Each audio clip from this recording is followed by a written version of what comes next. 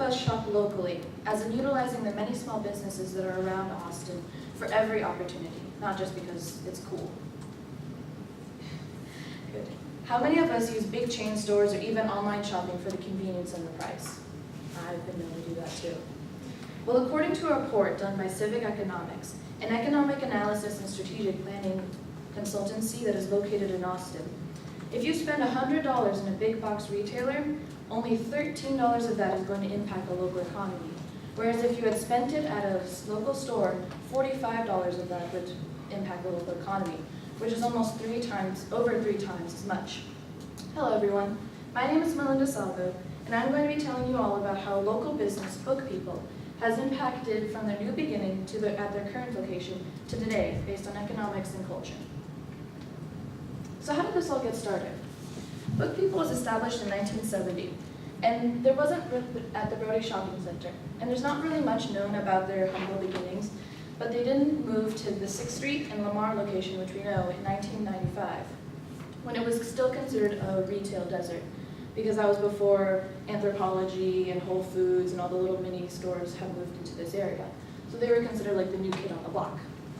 And they helped to revitalize the area and to help shop local, which I'll explain more about in our culture section. And they've also been recognized as the top independent bookstore for 15 years in Austin. So economically, using that same report, 3 conclusions were made about shopping locally.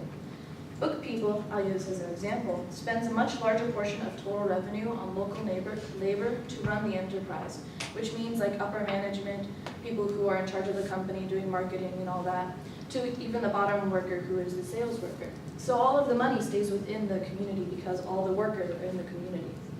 They also keep their modest profits in the local economy, which helps Austin, based on the earlier statistic I gave of 45% of the money staying in Austin. They also were in charge, created the Austin Unchained event, which is the day after Black Friday, where local stores are encouraged the community to buy locally, not just as like a shopping excursion, but just normal stuff that you would buy, like shampoo, clothes, shoes, not just to go shopping because you want to go shopping, but to be able to buy your normal stuff from a local community store. Book People also provides strong support for local artists and authors, creating further local economic impact. Because if you support area artisans, then they themselves get the money, which then can spend into the local area, which creates a cycle of money that circulates and boosts the economy here in Austin. So how does Book People support the local economy?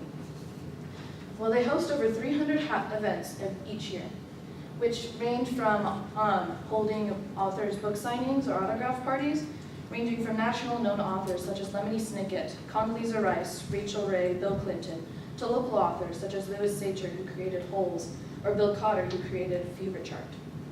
And also hosting book clubs, which range from historical fiction to horror to Required Reading Revisited, which is a book club for people who want to reread books that they should have read in high school or in college, but may or may not have, and seeing why are these books chosen to be read and why are they so important, looking at the literary devices and so forth. They also host summer literary camps, which based on books. One such was the Percy and the Olympians, and they created basically a week-long event that was based on this book. And it wasn't just, and even though it's called a literary camp, they didn't just sit around and read and look at the literary stuff. They actually took action, such as theatrical performances of like a knighting ceremony, complete with like lights and smoke and everything, but not smoke, like a smoke screen and whatnot, to training to become a Spartan warrior, to chariot races using pedicabs. They also helped start the Keep Austin Weird program. They were one of the main supporters for it, along with Waterloo Records, where this was originally to stop Borders from moving in because Borders was going to move in 2003, and that would harmfully impact both these businesses because it was a books and music store. So they decided to get together and create these free bumper stickers to pass out to their consumers whenever they were shopping. And this just really revamped it and everything and made it so that Borders couldn't even move in. So Keep Austin Weird is now a local slogan that has been used around everywhere, but this is the initial start of where it happened. They also, the CEO Steve Berkue also created the Austin Independent Business Alliance, which creates little districts local shopping districts where consumers can go to find anything ranging from graphic design to furniture to clothing to books to food, just so that these businesses can get the help that they need, whether it's from the government or from each other, to create more money and be able to keep it here in Austin. They also help with the community, which is World Book Night. It's considered an international event because it started in the UK last year and they brought it to the US this year. And it's passing out free books. There's like these book givers, and these people get 20 books free from the publishers, and then they pass it out to people who normally don't like to read or who wouldn't be able to get books, like people who live in elderly homes or in prison. And it's to try to get people to read more, which is one of their main programs.